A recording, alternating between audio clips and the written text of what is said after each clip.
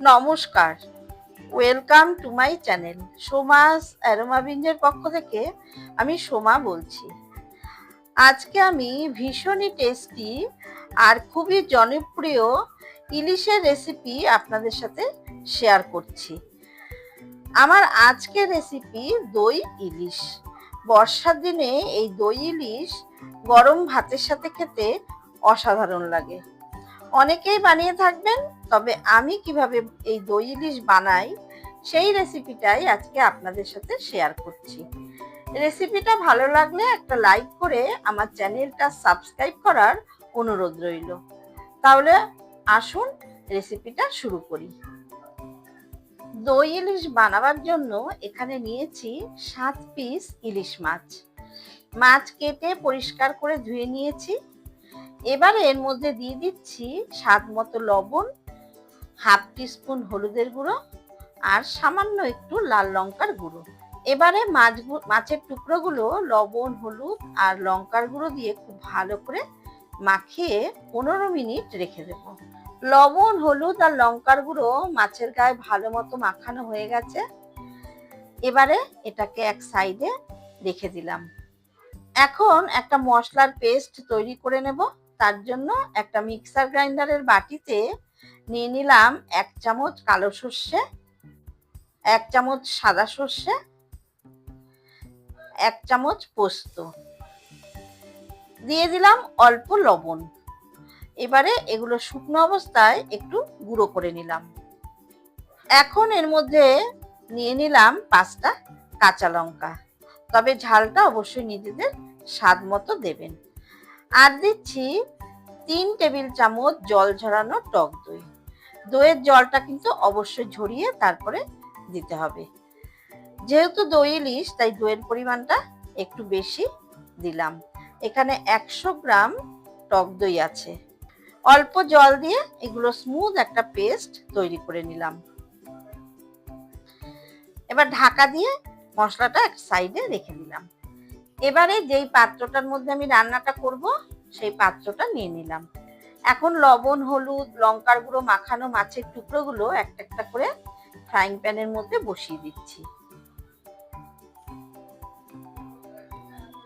এবারে সর্ষে, পোস্ত, কাঁচা লঙ্কার পেস্টটা সম্পূর্ণ মাছের মধ্যে ঢেলে দিলাম।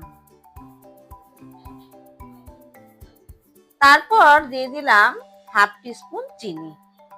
যেহেতু টক দই দিয়েছি তাই জন্য অবশ্যই একটু চিনি দিতে হবে। চিনিটা দিলে স্বাদের ব্যালেন্সটা ঠিক থাকবে। আর দিচ্ছি 3 টেবিল চামচ পরিমাণে কাঁচা সর্ষের তেল।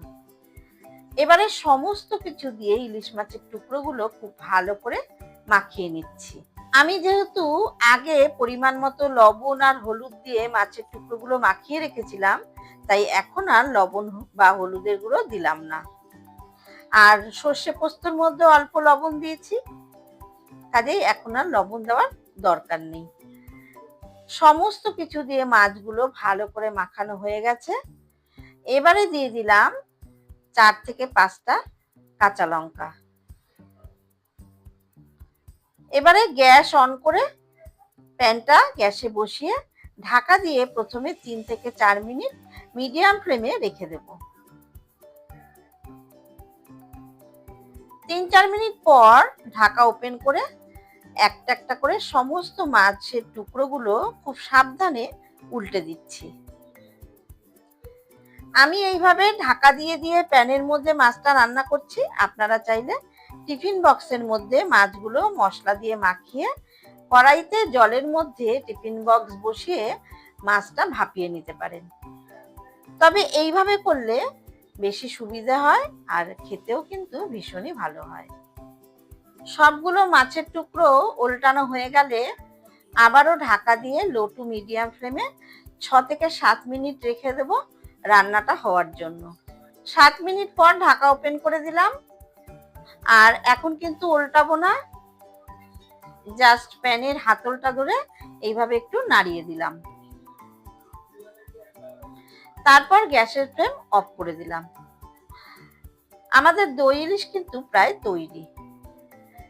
এবারে একটা গন্ধরাজ লেবুর জেস্ট এইভাবে একটা গ্রেটারের সাহায্যে উপর থেকে দিয়ে দিচ্ছি।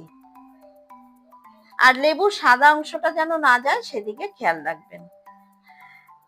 সাদা অংশটা দিলে গ্রেভিটা কিন্তু তেতো হয়ে যাবে।